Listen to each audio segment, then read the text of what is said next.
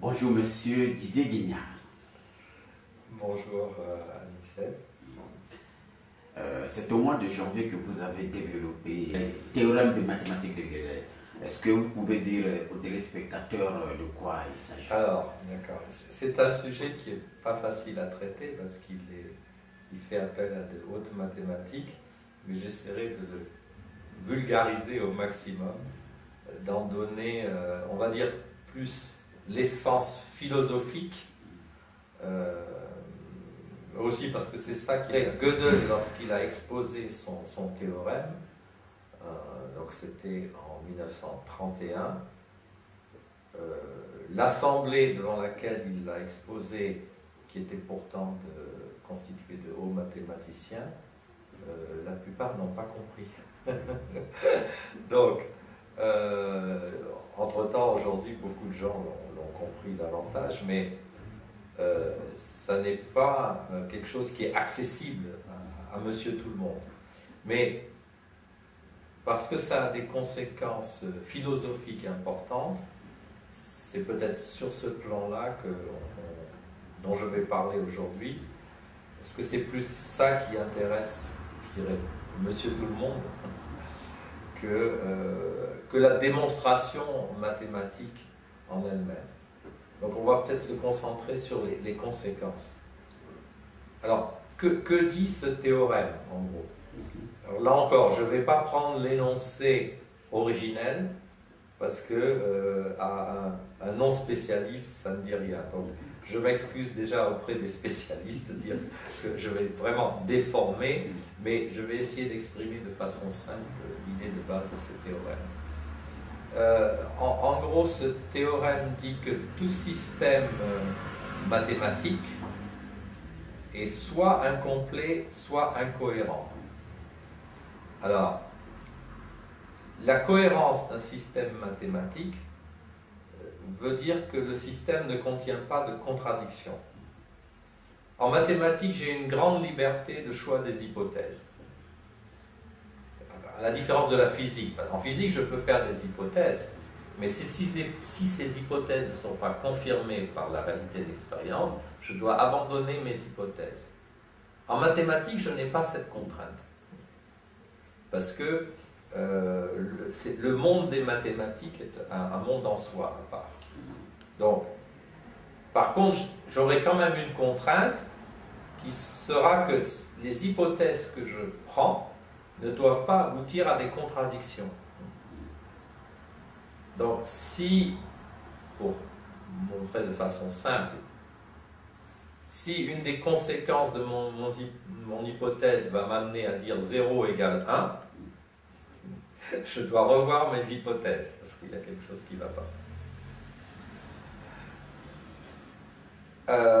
Donc, c'est ça la cohérence.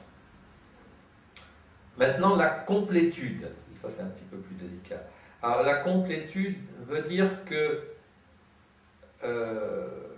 toute affirmation construite dans ce système mathématique, on peut dire est-ce qu'elle est vraie ou est-ce qu'elle est fausse. Ça, c'est la complétude.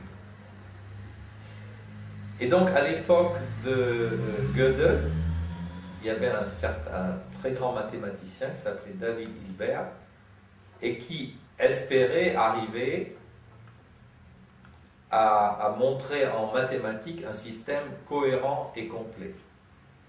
Et puis, patatras, avec ce théorème de Gödel, Gödel dit que le système est soit incomplet, soit incohérent.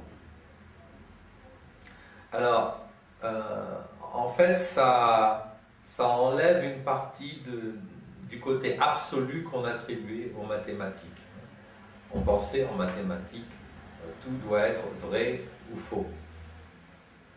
Et là, le théorème de Gödel dit, bah non, il y a des choses qui vont être ce qu'on appelle des propositions indécidables. C'est-à-dire on ne pourra pas décider est-ce qu'elles sont vraies ou fausses. Alors, certains pensent, ah, si, on va s'en sortir, il y a une astuce. Si une proposition est indécidable, on va la rajouter dans les hypothèses de départ. Donc, en mathématiques on appelle ça des axiomes, des hypothèses de départ. On va rajouter aux axiomes cette proposition dite indécidable, en décidant, elle est vraie ou elle est fausse. Et du moment qu'on n'a pas de contradiction, c'est bon. Sauf que dans ce nouveau système, cette proposition sera décidable, puisqu'elle est déclarée dès le départ vraie ou fausse, mais il y aura toujours, et c'est ça le théorème d'incomplétude de Gödel, il y aura toujours une autre proposition qui sera à son tour indécidable, et ainsi de suite, c'est sans fin. Voilà, donc ça a perturbé le monde des mathématiques dans ce sens. Alors, bien sûr, on pourrait dire d'un point de vue pratique, c'est pas dramatique, c'est des mathématiques, c'est un monde virtuel, etc. Malgré tout, ça veut dire, il y a une des conséquences, par exemple, informatique du théorème de Gödel. Donc, l'informatique, c'est quelque chose de très pratique dans la vie de tous les jours, qui est ce qu'on appelle le problème de l'arrêt. Autrement dit, le fait que dans tout système mathématique, il y ait des propositions indécidables, fait qu'en informatique, dans une situation où on a un programme en informatique, c'est ce qu'on appelle un algorithme, c'est-à-dire une suite logique d'opérations. Et lorsqu'on démarre un programme, le programme peut s'arrêter et aboutir à une réponse, mais il y aura là aussi toujours des programmes qui continueront à tourner sans pouvoir trouver de réponse. C'est une des conséquences du théorème de Gödel. Mais cette fois-ci, une conséquence pratique du théorème de Gödel. Donc il y aura toujours certains programmes dont on ne pourra pas savoir à l'avance est-ce qu'ils vont s'arrêter ou pas. Ce qui est embêtant quand même. Alors, sur le plan philosophique, à partir du théorème de Gödel, on va trouver tout et son contraire. C'est ça qui est le plus curieux. Vous avez Alors, Gödel lui-même était quelqu'un qui était plutôt orienté vers la spiritualité. Donc, il croyait dans l'existence d'un univers, d'un monde au-delà du monde purement physique. Et il en avait une idée même assez précise. Mais le problème, c'est que Gödel lui-même, en dehors de quelques théorèmes mathématiques, quelques déclarations, il a très peu écrit, en fait, sur sa philosophie, etc. Donc, on ne connaît sa philosophie que par d'autres personnes. Et notamment Hao Wang, qui était donc un Chinois qui travaillait avec lui aux États-Unis. D'ailleurs, les dernières personnes avec qui il a vécu, il y avait d'une part Einstein, qui était un très grand ami, et Einstein était un très grand admirateur de Gödel, ce qui montre que Gödel, c'était pas n'importe qui d'un point de vue niveau intellectuel, pour que quelqu'un comme Einstein dise, voilà, ça c'est... il y a même une phrase, Einstein exprimée à la fin de sa vie. Einstein venait encore à son bureau, il n'avait plus grand espoir de découvrir quelque chose de nouveau, mais pour le plaisir de rencontrer Gödel. Donc ça veut dire que c'était une amitié qui était profonde et importante pour lui. Et donc la personne, mais Einstein a disparu bien avant Gödel, et la personne à travers laquelle on sait un peu plus de Gödel, c'était Hao Wang, mais Hao Wang, lui, avait un point de vue, au contraire, tout à fait matérialiste. Par conséquent, ça fait un petit peu comme un vase déformant. C'est un petit peu comme si, comme on connaît de certaines religions considérées comme hérétiques par l'Église catholique, qu'on ne connaît ces religions qu'à travers les procès de l'Inquisition. ça donne pas une image vraiment conforme. Alors, il y a un livre qui a été écrit par Hofstadter, qui s'intitule Les brins, en français c'est Les brins d'une guirlande éternelle, Gödel, Escher, Bach, qui fait un parallèle entre l'œuvre de Gödel, mathématique, l'œuvre de Escher en dessin et en architecture, et l'œuvre de Bach en musique. Et avec ce qu'il appelle les boucles étranges. Parce que les trois ont de commun. Alors, son œuvre est assez contestée par un certain nombre de personnes, mais en tout cas, le point commun, peu importe que ce soit vraiment un point commun entre les trois, mais en tout cas, ce point-là correspond vraiment à une des idées fondamentales de Gödel, et il a appelé ça les boucles étranges. Alors, c'est pas Gödel qui a appelé ça, c'est Hofstadter qui a parlé de boucles étranges, mais dans Gödel, dans son théorème chez les mathématiciens, on parle de boucles d'autoréférence, c'est-à-dire un système qui fait référence à lui-même. Donc ça crée une boucle qui est un peu particulière. Et pourquoi Hofstadter s'est particulièrement intéressé à cet aspect-là? Parce que avant même de connaître l'œuvre de Gödel, etc., Hofstadter s'était posé la question: qu'est-ce qui différencie les êtres vivants de la matière inanimée? Et il arrive à la conclusion, alors je ne sais même pas à quel moment de sa vie il arrive à cette conclusion, mais en tout cas, quand il écrit ce livre, il a cette conclusion en tête, que ce qui sépare les êtres vivants de la matière inanimée, ce sont ces fameuses boucles d'autoréférence. C'est-à-dire le fait qu'un être vivant influe sur lui-même, en quelque sorte, et fait référence à lui-même. Et que c'est quelque chose de particulier dans notre pensée. C'est-à-dire, on peut parler aussi de la conscience de soi, le fait de penser sur ce que je pense, de penser sur ma propre pensée. Cela, c'est comme un instinct de survie. On peut parler d'un instinct de survie à propos. Oui, peut-être, mais plus qu'un instinct de survie, parce que je dirais que l'instinct de survie, il existe chez tous les animaux, mais ça n'est qu'une partie de ce phénomène, en quelque sorte. Donc c'est le maintien de soi, mais le maintien de soi ne fait pas forcément appel à ce genre de boucle. Ça correspond à renforcer certains aspects, mais le fait de... Et à quoi ça correspond dans le théorème de Gödel? C'est que dans le théorème de Gödel, il y a des affirmations qui affirment sur elles-mêmes. Autrement dit, des phrases du genre... si on l'exprimait en langage normal, mais c'est exprimé sous une forme mathématique, une proposition qui dit d'elle-même « je ne suis pas démontrable ». Oui. Alors c'est assez curieux parce que c'est la proposition qui émet un jugement sur elle-même. Alors que normalement, ça fait partie de ce qu'on appelle les métamathématiques. D'ailleurs, on a les mathématiques, qui sont des formules, etc.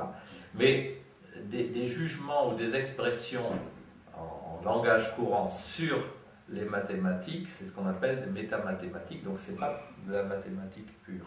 C'est de la mathématique, mais seulement on n'a pas encore découvert les données. Non, ça n'est plus vraiment de la mathématique, mais là, Gödel va trouver une astuce, et l'astuce va consister à exprimer ces métamathématiques sous une forme arithmétique. C'est-à-dire, et c'est ce qu'on appelle le fameux nombre de Gödel. Donc, à chaque phrase de métamathématiques, par association, donc cette phrase peut s'exprimer sous une certaine forme logique, etc. Et donc, à toute phrase dans le système, on va attribuer un certain nombre de Gödel. Et on va faire des opérations mathématiques sur ces nombres de Gödel. Et donc, à partir de là, des phrases qui ne sont pas dans le système vont rentrer dans le système par l'intermédiaire de leur nombre de Gödel. Et c'est ce qui va pouvoir créer cette auto-référence. Oui, ça devient de l'arithmétique. Alors, c'est pour ça que d'ailleurs, ce que dit le théorème de Gödel, il y a des limites, hein, parce que tout système mathématique, oui et non, pas tout système mathématique, mais comprenant au moins l'arithmétique. Et alors, quand on dit l'arithmétique, c'est pas simplement l'addition, c'est au moins addition, multiplication. Je ne vais pas dans tous les détails, mais il y a un certain nombre de conditions minimales, mais sans lesquelles on ne fait pas de vraies mathématiques. Hein. Alors, il y a je crois que c'est l'arithmétique de Robinson, où il y a une ou plusieurs arithmétiques qui échappent au théorème de Gödel, mais c'est très limité. Donc, avec les opérations. Oui. On peut par là dire que Gödel, il a trouvé l'élément qui manquait dans la mathématique. Oui, les lacunes de la mathématique. Il a trouvé des lacunes de mathématiques. Oui. A-t-il donné des solutions à ces lacunes? Il n'y a pas de solution. C'est justement ça qui est le plus problématique. C'est que c'est comme ça et on ne peut pas. En fait, il y a un certain nombre de personnes qui ont essayé de démontrer le contraire ou de démonter. Mais en fait, toute proposition qui va essayer de démontrer que le théorème de Gödel a feu, ça va tomber soi-même dans une contradiction de ce même type. Ça va faire aussi une boucle d'autoréférence. Donc aujourd'hui, alors à l'époque de Gödel, c'était très contesté. Aujourd'hui, il n'y a pas grand monde dans le monde des mathématiciens qui puisse contester le théorème de Gödel. Mais parfois, on agit encore comme si le théorème de Gödel n'était pas là. Si je comprends bien, à votre conclusion l'autre jour, vous avez dit que les ordinateurs aujourd'hui, c'est le résultat... Avec les algorithmes, c'est basé sur les algorithmes. Voilà, c'est ça. Donc, les ordinateurs aujourd'hui, c'est le résultat de ça, de cette science. Mais oui. Aujourd'hui, ce que Gödel n'a pas vu hier, si les savants aujourd'hui, qui vous êtes, trouvez les réponses à toutes ces questions, y a-t-il pas une possibilité? Non, alors c'est par définition même. C'est-à-dire que... voilà, je vais essayer de prendre un exemple de la vie courante pour montrer en quoi finalement le théorème de Gödel est logique. C'est ça. Lorsque vous avez le fait que si un système mathématique pouvait se déclarer lui-même cohérent et complet, c'est exactement comme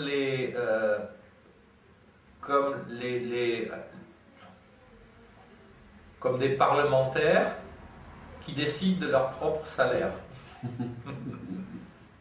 Autrement dit, ça n'a aucune justification valable. Parce que si le système dit de lui-même, en quelque sorte, je suis cohérent, mais dans un système qui n'est pas cohérent, on peut montrer qu'à partir d'un moment où le système est incohérent, on va pouvoir démontrer n'importe quoi dans ce système. Par conséquent, quand le système dit de lui-même « je suis cohérent », s'il est en fait incohérent, on peut démontrer qu'il est cohérent à partir de ces axiomes de base. Ça n'a donc aucune valeur, par définition. Ça, c'est même pas les principes de base de mathématiques. Par conséquent, le système ne peut pas par lui-même se déclarer cohérent. Pour déclarer la cohérence d'un système, il faut aller à un niveau supérieur et un autre système qui peut déclarer. Mais si ce système, pour que ce que ce système dise de l'autre système puisse être valable, il faut que ce système soit lui-même cohérent, et ainsi de suite. Donc, mais par contre, effectivement, l'être humain, et c'est ça tout le génie de Gödel, c'est que, en fait, ces propositions qui sont indécidables, alors il y en a qui sont vraiment indécidables, c'est-à-dire que non seulement la cohérence du système n'empêche pas qu'elle puisse être vraie ou fausse, mais si on les applique à la réalité, en quelque sorte, elles pourraient être indécidables. Maintenant, il y a des choses dont l'être humain, intuitivement, peut dire ça c'est vrai ou ça c'est faux, mais dans le système, on ne pourra pas le dire. Donc, et c'est là, c'est un point que Gödel voulait exprimer, c'est la supériorité de l'être humain sur la machine ou sur tout système ordinateur ou informatique.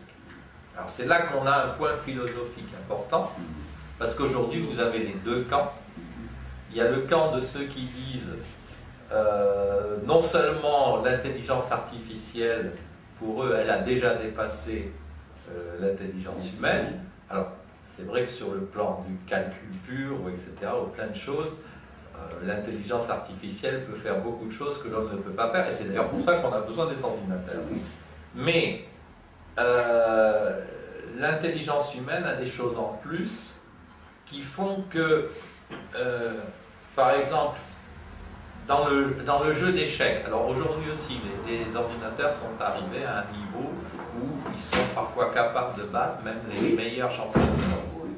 Mais ça a été un chemin très difficile. Pourquoi? Parce que fondamentalement, l'ordinateur ne travaille pas de la même façon que l'être humain. Donc l'ordinateur a l'avantage sur l'être humain d'être rapide, beaucoup plus rapide, le fonctionnement de... Mais l'être humain a la faculté de pouvoir faire intuitivement des sélections, des choix, que l'ordinateur ne pourra faire qu'en vérifiant toutes les solutions. L'ordinateur ne fait que vérifier toutes les solutions, donc il lui manque l'intuition fondamentale. Alors, cette intuition, entre guillemets, on peut aussi la programmer. Mais si on la programme, ça ne sera jamais qu'un programme, donc un algorithme, donc, et on ne pourra pas prévoir tous les cas. Mais on va prévoir les cas les plus courants, et c'est ce qu'on fait par exemple pour le jeu d'échecs, en disant, bon, s'il y a tel genre de position, etc., à ce moment-là, il n'y a que telle ou telle solution, on peut prévoir au maximum, et après, l'ordinateur, avec sa propre expérience, petit à petit, il mémorise des résultats et il arrive des choses. Mais sa façon de fonctionner restera, alors, ça, tout le monde n'est pas forcément d'accord là-dessus, mais je suis avec l'autre camp qui dit que la façon de fonctionner de l'esprit humain et la façon de fonctionner de l'ordinateur n'est pas la même. Alors, et récemment j'ai assisté à une conférence sur Henri Atlan. Alors lui, même s'il est... Henri Atlan, il est matérialiste, mais malgré tout, alors pour lui, la raison pour laquelle il pense que la façon de réfléchir de l'être humain, non seulement des êtres humains, mais des êtres vivants, par rapport à la matière inanimée est différente, c'est parce que l'un est basé sur la chimie du carbone et l'autre sur la chimie du silicium. Donc c'est pour des raisons purement matérielles. Donc dans son cas, cette façon de concevoir, on n'exclut pas qu'un jour, si on construisait des ordinateurs biologiques, en quelque sorte, on puisse avoir ce même résultat. Maintenant, ceux qui, comme moi, pensent... Les mêmes résultats que l'homme. Oui, donc ça c'est une certaine conception. Ouais. Mais, donc, moi j'ai un autre point de vue qui est justement qui fait appel à cette autoréférence, justement. Un système informatique ne peut pas se penser lui-même, contrairement à l'être humain ou même on va dire, à des animaux relativement évolués.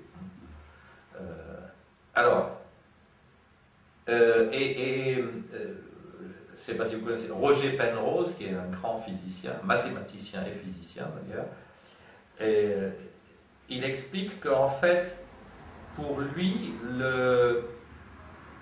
l'intelligence artificielle, ça n'est pas vraiment une intelligence. Parce que l'ordinateur ne comprend rien à ce qu'il fait. Il fait, c'est un automate. C'est un automate. C'est un objet programmé. Donc il lui manque la sémantique. Il a l'aspect syntaxique, mais il n'a pas la sémantique, c'est-à-dire la signification derrière les choses. Il manipule des symboles, et c'est en ça que consistent les mathématiques, c'est juste la manipulation de symboles. Après, parce que nous sommes des êtres humains et que nous utilisons les mathématiques comme outil pour le monde physique, nous attribuons à ces symboles des valeurs sémantiques. Et on les applique au monde réel. Et c'est pour ça que, par exemple, pendant des siècles, on a appliqué ce qu'on appelle la géométrie d'Euclide. Parce qu'on supposait que notre univers fonctionnait selon cette géométrie-là. Et puis, avant même que l'on découvre que ce n'était pas comme ça, des gens comme Riemann et Gauss ont inventé d'autres types de géométrie. Ce qu'on appelle les géométries avec courbure d'espace, courbure positive ou négative, ce qui est déjà assez difficile à se représenter. Et c'était au départ juste un jeu théorique, on pourrait dire, une invention mathématique. Sauf que grâce à Einstein, on s'est aperçu que cette courbure est quelque chose de réel, et que donc notre univers n'était pas un univers euclidien, mais pouvait être un univers gaussien ou riemanien. On ne sait d'ailleurs pas aujourd'hui ce qui est vrai. Est-ce que notre espace globalement a plutôt une courbure positive ou négative? On est dans le doute. Mais donc ça, c'est l'attribution d'une valeur sémantique à quelque chose qui est syntaxique. Et l'ordinateur ne fait pas la différence. Et alors aussi parce que lié à cette compréhension des choses, on va avoir des réactions qui vont être différentes de l'ordinateur. Alors là, justement, il y a toutes sortes de tests qu'on appelle, avec la machine dite de Turing. On fait des tests on cache à une personne et la personne ne sait pas si derrière il y a un être humain ou une machine, un ordinateur. Donc, alors bien sûr, on ne va pas donner la véritable voix, la réponse va être par imprimée ou d'une façon qui soit neutre. Donc il ne faut pas que le mode d'expression fausse les résultats. Et il doit poser des questions en face et en fonction de la réponse, juger est-ce que c'est un être humain ou une machine. Alors bon, ça peut donner à toutes sortes d'expériences intéressantes, mais certains vont jusqu'à dire, à la limite, peu importe, même si une machine est capable de simuler complètement le comportement d'un être humain, c'est-à-dire qu'on ne puisse pas faire vraiment la distinction. On peut, par exemple, même programmer, parce que l'être humain est sujet, fait des erreurs, etc. Donc on peut programmer même une machine pour qu'elle fasse certaines erreurs, etc. Mais ce ne sera jamais que de la programmation. Et donc, c'est une différence de dire, est-ce que la machine peut complètement simuler un être humain, mais est-ce que la machine est capable d'intelligence, de sentiment, de volonté comme un être humain. Comme on le voit dans les films de science-fiction, on arrive à ça. On a qu'on prenne Terminator, Matrix, 2001 Odyssée de l'espace, on arrive à des ordinateurs, des machines qui sont doués non seulement d'intelligence, mais même de sentiment, de volonté, etc. Mais pour moi personnellement, alors chacun peut avoir un avis différent, c'est que ce n'est que de la science-fiction. Alors, on a vu que dans la salle, il y a eu plusieurs contradictions. Il y avait des matheux qui ne comprenaient pas réellement vraiment les explications que vous avez tenues de Gödel, mais quelle impression que vous avez voulu transmettre, que vous n'avez pas pu transmettre l'autre jour au cours de cette conférence? Alors, bon, je pense... Alors, c'est difficile dans une conférence où il y a des personnes très différentes de pouvoir se faire comprendre de tout le monde. Mais je pense... Enfin, moi, un point qui m'a satisfait malgré tout, c'était de voir, il y avait dans l'assistance notamment 2 personnes qui avaient elles-mêmes donné déjà des conférences sur ce théorème de Gödel, peut-être pas exactement sous la même optique, mais ces 2 personnes ont eu une réaction assez positive. Donc pour moi, ça c'était une source de satisfaction. Parce qu'en fait, les personnes qui ont émis des contestations ou des critiques étaient des personnes qui étaient peut-être moins au fait de Gödel, et donc, alors, peut-être ça veut dire qu'il aurait fallu que je m'exprime de façon plus simple ou plus claire, mais c'est vraiment pas évident quand on veut aller au fond des choses. Parce qu'en plus, là, contrairement à aujourd'hui où je me borne à parler à un niveau philosophique général, disons il me faudrait un tableau pour montrer les formules, etc. Mais j'ai essayé dans mon exposé, comme j'avais un auditoire qui était quand même en un niveau intellectuel assez élevé, de montrer au moins une esquisse, pas forcément la démonstration exacte, mais une esquisse de la démonstration. Et ça, peut-être, même l'esquisse, certains n'ont pas réussi à la comprendre. Mais c'était pas évident. Ça m'a demandé moi-même un travail de préparation considérable pour moi-même assimiler cela. Et donc, ce qui m'a pris des heures et des heures à comprendre, le redonner en quelques minutes, c'est pas évident. Mais dans le théorème de Gödel, oui, qu'est-ce qui vous a frappé de plus? Alors, ce qui moi m'a touché, donc c'est, oui, c'est ça, c'est d'une part cette différence fondamentale, à mon avis, ce qui ressort. Alors, comme j'ai dit, tout le monde n'interprète pas de la même façon, mais pour moi, ça montre quand même clairement la différence entre l'être humain et la machine. Parce que l'être humain est capable de déclarer vraies ou fausses des propositions qui, du point de vue de la machine, sont indécidables. Et qui ne peuvent être déclarées vraies ou fausses qu'en rajoutant de l'information à la machine. Ce dont l'être humain n'a pas besoin pour faire cette déclaration. C'est-à-dire il a en lui cette intuition, ce côté qui est là, indépendamment d'un algorithme. Autrement dit, pour moi, cela veut dire que l'être humain ne fonctionne pas uniquement par des algorithmes. Il ne fonctionne pas, autrement dit, il ne fonctionne pas uniquement par la logique. D'ailleurs, heureusement. D'une certaine manière, je dirais heureusement. Alors, mais le fait de ne pas fonctionner uniquement par la logique, c'est à la fois une force et une faiblesse. C'est une force parce que ça veut dire qu'il y a d'autres aspects dans la vie que la logique. Il y a les sentiments, il y a la recherche de relations personnelles, de beauté, etc. Par la logique, par exemple, il y a des tests d'ailleurs psychologiques où on demande aux gens, on les met dans une situation où ils doivent soit tuer une personne, soit en sauver. Et s'ils ne tuent pas cette personne, ça va faire mourir plein d'autres personnes. Mais la question c'est, si on répond de façon purement logique, il vaut mieux une personne morte que beaucoup de personnes mortes. En plus qui seraient innocentes en quelque sorte. Okay. Mais moralement, est-ce que pour sauver même beaucoup de personnes, est-ce que je suis prêt à tuer quelqu'un? Ça c'est autre chose. Ça dépasse la logique justement. Et c'est pour l'être humain, ça devient un dilemme. Pour une machine, ce ne serait pas un dilemme. Est-ce qu'en mathématiques, telles que les mathématiques de Gödel,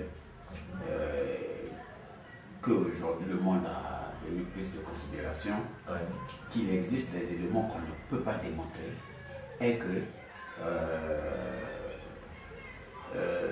aujourd'hui, si certains mathématiciens se trouvent en contradiction, ils parlent raison? Alors, il y a des propositions justement indécidables en mathématiques, et selon qu'on va décider de les considérer comme vraies ou fausses, on va avoir des mathématiques différentes, effectivement. Alors, comment dire simplement, il y a ce qu'on appelle l'hypothèse du continu. Alors, l'hypothèse du continu, en gros, je vais expliquer de façon simplifiée. On a les nombres entiers, nombres entiers naturels, 0, 1, 2, 3, 4, 5, 5. Il y en a une infinité. Mais, ce qu'on appelle les nombres réels, c'est-à-dire non seulement 0, 1, 2, 3, mais 0,0001, etc., ou pi, ou même des nombres irrationnels, c'est tous les nombres, c'est-à-dire qui correspondent à n'importe quel point sur une droite. Et on peut montrer que ces deux nombres, si on prend la somme des nombres, ce sont deux infinis, mais ce ne sont pas des infinis de même niveau. C'est-à-dire que le nombre des réels contient une infinité d'infinis dénombrables. Alors, ce qu'on peut assimiler au nombre 0, 1, 2, 3, 4, 5, c'est ce qu'on appelle un infini dénombrable. Et le nombre des réels n'est pas un infini dénombrable. Bon. Ça, c'est quelque chose d'acquis. L'hypothèse du continu consiste à se poser la question déjà, est-ce que entre ces deux types de nombres, est-ce qu'il existe des infinis intermédiaires qui ne sont ni dénombrables ni assimilables au nombre des réels? L'hypothèse du continu consiste à dire il n'y en a pas. Et lorsqu'on rejette l'hypothèse du continu, c'est dire si il en existe. Et on peut construire des mathématiques à partir des deux. Et pour le moment, alors les mathématiques, on peut construire ce qu'on veut du moment qu'il n'y a pas de contradiction.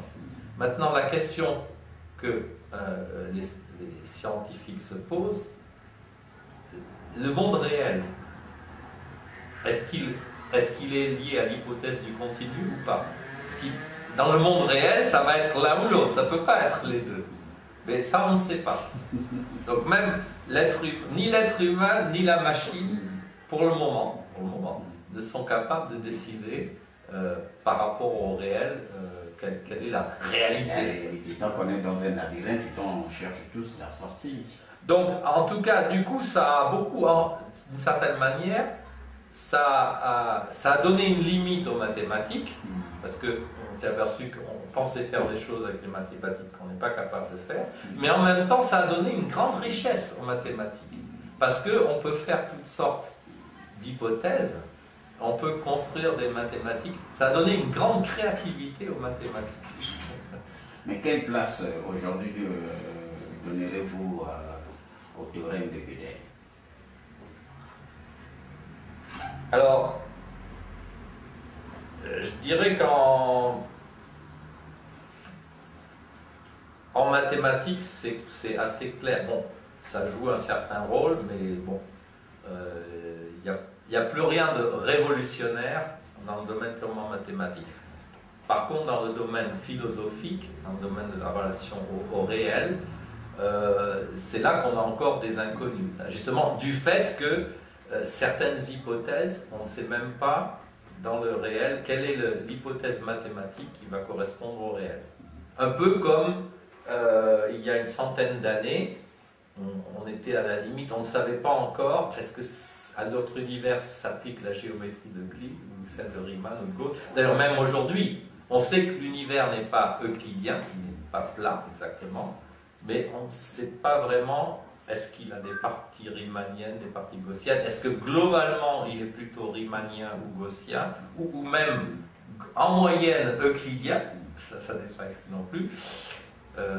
C'est une question qui reste ouverte. Donc de ce fait, les conséquences philosophiques et les conséquences, je dirais, non seulement philosophiques, mais dans les autres sciences, dans l'application dans les sciences, c'est un domaine qui reste très ouvert. Donc là, on ne connaît pas encore toutes les conséquences du théorème de Gödel. Et là aussi, c'est très créatif, parce que on a encore des sources de surprises possibles. Parce qu'on ne peut pas... Mais pour moi, je me répète peut-être un peu, mais l'essence du théorème de Gödel, c'est la différence entre les êtres humains, même les êtres vivants, et puis la matière inerte.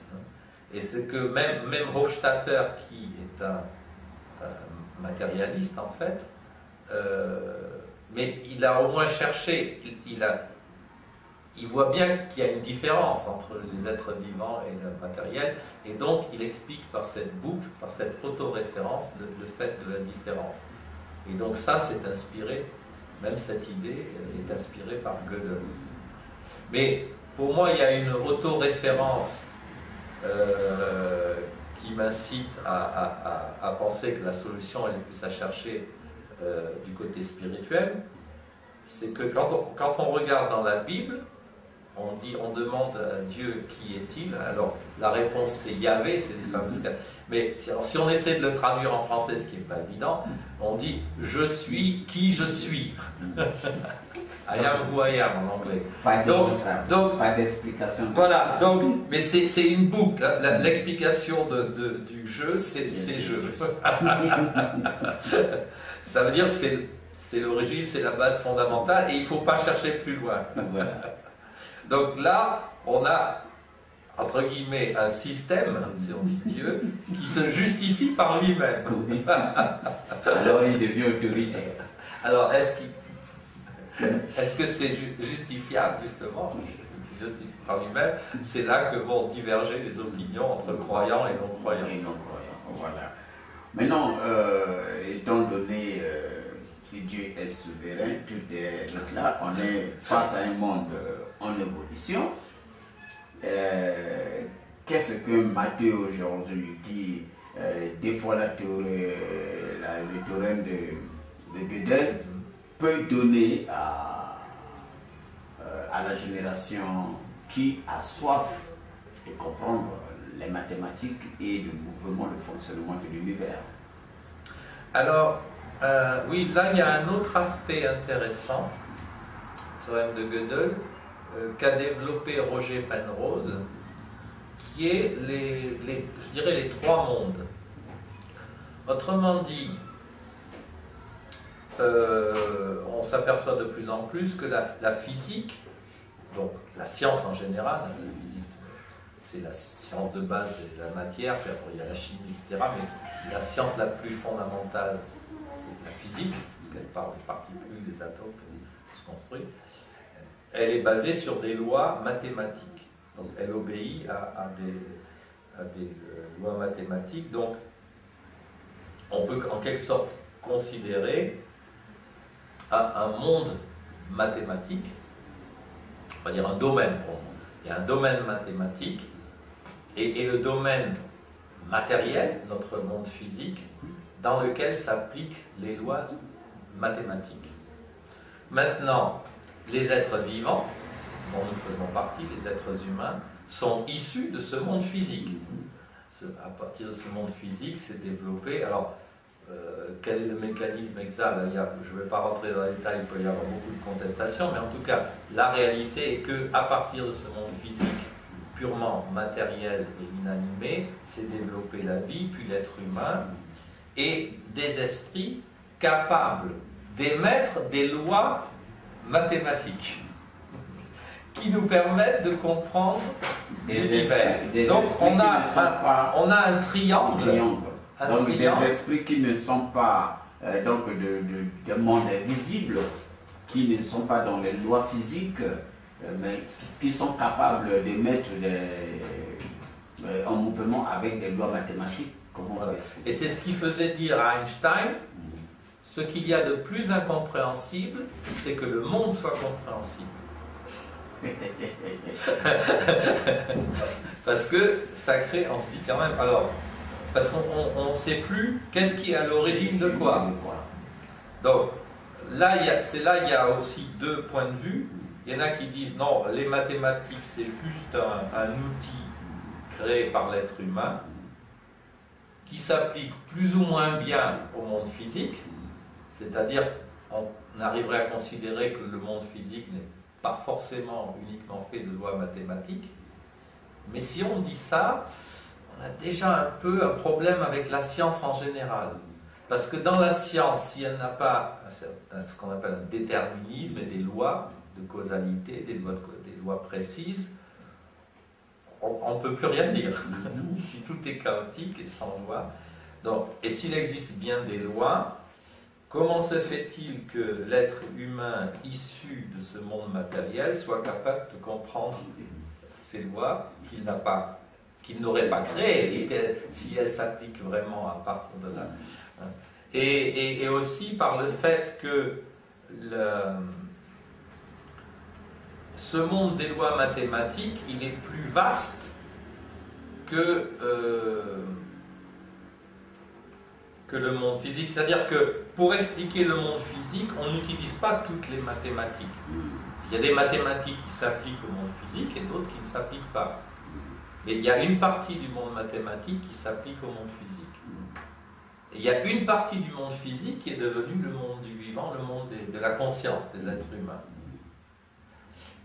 Et il y a une partie des activités humaines qui portent sur l'ensemble des mathématiques. Donc à chaque fois, on a une relation par une partie vers le tout, une partie vers le tout et une partie vers le tout. Ces lois mathématiques sont créées ou bien ça existe comme ça?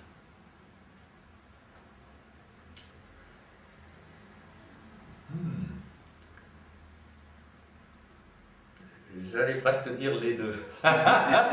Non, c'est-à-dire que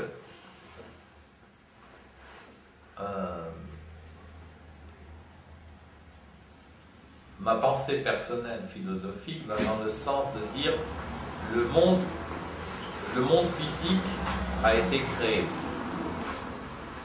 créé. Mais dans cette idée-là, les lois mathématiques préexistaient au monde physique. Après, est-ce qu'elles préexistaient depuis toujours, entre guillemets, sachant que de toute façon, le temps ne commence qu'avec l'univers physique.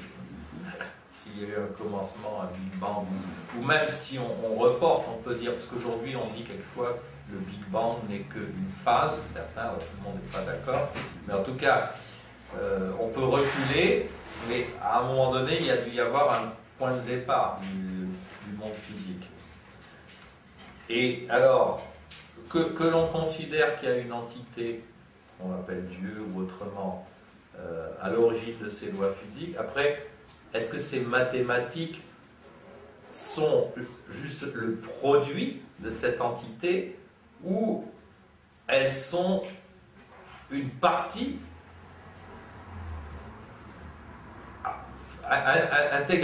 font intégralement partie de cette entité? Je pencherais plutôt pour dire elles font une partie intégrale de cette entité. C'est-à-dire elles existent dans l'entité elle-même. Les lois mathématiques. Simplement, leur application à la création de l'univers, ça c'est quelque chose qui commence avant l'univers, mais qui a un commencement. Mais fondamentalement, en d'autres termes, je dirais Dieu est mathématique. Dieu lui-même est mathématique. Donc c'est ce que Gödel a voulu exprimer. D'une certaine façon, peut-être, oui. Oui, il a voulu exprimer, mais il a été buté sur quelques explications de mathématiques à ne pas pouvoir démontrer l'infini. Oui, très juste, oui. Bon. Oui, parce que, alors effectivement, s'il y a un point de départ qui contient, dont une partie est mathématique, mais tout n'est pas mathématique. Au départ, c'est la mathématique. Donc c'est pour ça que les mathématiques ne pourraient pas tout expliquer. Pour le moment. Ou bien... Alors, là, les avis divergent, bien sûr. Les avis peuvent diverger. Mais non, Gödel, on a parlé des éléments non démontrables dans la mathématique. Oui. Et il dit que ces éléments continuent d'exister dans la mathématique et en restant dans une position non démontrable. Les autres mathématiciens disent non. Tout ce qui est mathématique doit être démontrable. C'est ça le débat de l'autre jour. C'est pas une contradiction. Parce que, comme je l'ai dit tout à l'heure, à chaque fois qu'on a une proposition indécidable, on peut créer un nouveau système dans lequel elle devient décidable. Il n'y a pas de limite à ça. Là, c'est maintenant simplement, il a limite conventionnel, ou bien la nature de la chose veut que on puisse créer des trucs pour que le monde soit démontrable. Alors, on peut créer, mais ça n'a pas de fin. Ça n'a pas de fin. Oui. C'est-à-dire, dans tout nouveau système, ce que dit Gödel, c'est qu'il y aura toujours une proposition indémontrable. Alors, on peut la supprimer, et on aura un nouveau système dans lequel il y aura une autre proposition indémontrable qu'on pourra inclure dans un nouveau système, etc., etc. C'est sans fin, c'est un cycle sans fin. C'est une boucle sans fin. Donc l'essentiel aujourd'hui, c'est de considérer la mathématique actuelle en laissant la place en mathématiques de demain avec les nouvelles découvertes, bien sûr. Ah oui, oui, mais ces nouvelles découvertes, ces nouvelles créations plutôt, parce qu'en mathématiques, plus que des découvertes, ce sont des créations, puisqu'elles ne sont pas forcées de s'appliquer au monde physique. On peut créer des mathématiques très fantaisistes, dans lesquelles 1 plus 1 égale 3. On peut créer toutes sortes de choses du moment qu'il y a une cohérence, qu'il n'y a pas de contradiction. Mais ça sera sans limite. C'est-à-dire, la limite, c'est de dire qu'aucun système ne peut être à la fois cohérent et complet. C'est-à-dire, complet voulait dire que n'importe quelle proposition, bien sûr exprimée dans le système, est décidable. Ça n'existe pas. Un tel système n'existe pas. Je peux toujours en créer des nouveaux systèmes et j'aurai des propositions qui n'étaient pas décidables avant qu'ils le deviennent. Ça, il n'y a pas de problème. Mais je n'arriverai jamais. C'est une suite infinie. Avez-vous un rêve en mathématiques? Je suis plus un amoureux de la physique que des mathématiques. Donc un rêve en mathématiques, peut-être pas vraiment, mais alors mon rêve de ce fait, il est plus d'arriver, parce qu'aujourd'hui quand on regarde la physique, les choses sont devenues un peu complexes. On a beaucoup de particules, bon, même si on est arrivé à les réduire à un certain nombre de particules fondamentales, mais on a différentes forces d'interaction, on a un ensemble qui est assez complexe. On a la physique quantique dont on ne connaît pas vraiment la nature, on sait comment ça marche, mais on ne sait pas pourquoi ça marche comme ça. Et ça, c'est insatisfaisant. Et mon espoir, ce serait qu'on trouve, dans le siècle qui vient de commencer, 15-16 ans, c'est encore jeune, dans notre nouveau siècle, qu'on trouve des solutions mathématiques qui permettent d'éclaircir le monde de la physique. Alors, qu'est-ce qu'il faut choisir pour le moment dans les théorèmes de Gödel? Qu'est-ce qu'il faut choisir? S'il faut faire un choix dans les théorèmes de Gödel, qu'est-ce qu'il faut prendre alors? À prendre comme hypothèse ou comme... là encore, c'est difficile à dire parce que, comme j'ai dit, l'hypothèse du continu, il y a plusieurs hypothèses indécidables. Alors, l'hypothèse du continu, l'hypothèse du tiers exclu, l'hypothèse du choix. Bon, j'ai un sentiment là-dessus, mais je ne saurais pas être affirmatif. Par exemple, pour donner un exemple, l'hypothèse du tiers exclu. Le tiers exclu dit que une proposition, elle est vraie ou elle est fausse. C'est-à-dire qu'elle ne peut pas être entre les deux. Alors elle peut être indécidable, ça c'est autre chose. Mais je veux dire, au final, elle doit être vraie ou fausse. Autrement dit, si une proposition est vraie, son contraire est faux. Donc ceux qui n'acceptent pas le tiers exclu disent qu'il peut y avoir des propositions vraies, Alors, proposition vraie dont le contraire est vrai, non, parce que ça serait non cohérent, mais une proposition fausse dont le contraire soit fausse ou indécidable, ce serait possible. Moi, je pense que non. Je pense que le tiers exclu est valable. C'est soit vrai, soit faux. Mais qu'est-ce que ça apporte vraiment je ne sais pas. En tout cas, là aussi, on peut construire des mathématiques très riches à partir de nouvelles hypothèses. Et donc, même si je ne suis pas forcément d'accord avec ces hypothèses, je ne suis pas d'accord avec freiner la créativité. Hein, parce que, comme on a vu avec les postulats de Kleene, etc., où on pensait que ce serait absurde d'envisager autre chose, la réalité a montré que la réalité correspondait à autre chose. Donc, je ne veux pas prendre le risque de tomber en contradiction avec la réalité. Maintenant, en conclusion, si vous voulez résumer toute cette conférence, qu'est-ce que vous avez dit? Alors, premièrement, donc, c'est quand même un bouleversement dans les mathématiques, parce que on pensait pouvoir tout régler par les mathématiques, en quelque sorte, hein, en disant on décide des choses de façon mathématique et logique, et on sait clairement si quelque chose est vrai ou faux. On sait qu'aujourd'hui, non, on ne peut pas tout résoudre de façon purement mathématique. Numéro 1. Numéro 2, c'est la différence. De ce fait, c'est presque une conséquence de ça, tout ce qui est algorithmique, donc tout ce qui est faisable par machine et par programmation, ne sera jamais identique à la pensée humaine. Et troisième point, eh bien, c'est ce fameux triangle entre le monde des mathématiques, le monde physique et le monde de l'esprit. Et pour moi, d'en conclure que la réalité de notre univers ne peut pas être quelque chose de purement physique et matériel.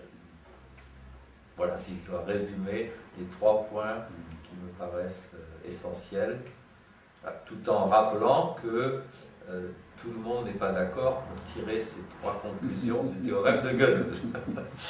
Votre dernier mot, là. Laissons-nous surprendre dans l'avenir. Merci, monsieur Didier Guignard. Je rappelle que vous animez le club Sciences au Centre Culture, Espace Culture et Paix à Domremy, au 27 rue Domremy, Paris 13e. Et vous êtes également pasteur. Oui. Donc, le thème du mois prochain, de ce mois, c'est le thème du mois de février. C'est déjà quoi le thème? C'est les rôles, c'est la semaine des rôles. Donc ça, c'est la partie où Laurent Lanus s'occupe. Oui, je participe également, et c'est plutôt lui qui s'occupe. Là, ça fait que la parole de nous. Mais le Club Science, le thème du Club Science. Ah, alors le thème du Club Science ce mois-ci, ça va être l'intuition en mathématiques. L'intuition. Donc on reste un peu sur les mathématiques, mais on va au-delà. C'est un peu lié, parce que justement, montrer que les mathématiques, du point de vue de l'étude des mathématiques par l'être humain, ça n'est pas purement de la logique, mais il y a un aspect intuitif. Ok, ça serait développé par... Alors, ce sera une présentation par Christian Marchal. Ok. Ça serait le ex-directeur de recherche à l'ONERA. Le 20 février. Vraiment, Samedi, on tâcherait 14h30. ensemble pour essayer un peu d'enrichir un peu les connaissances. Merci, monsieur Dizier. Merci à vous.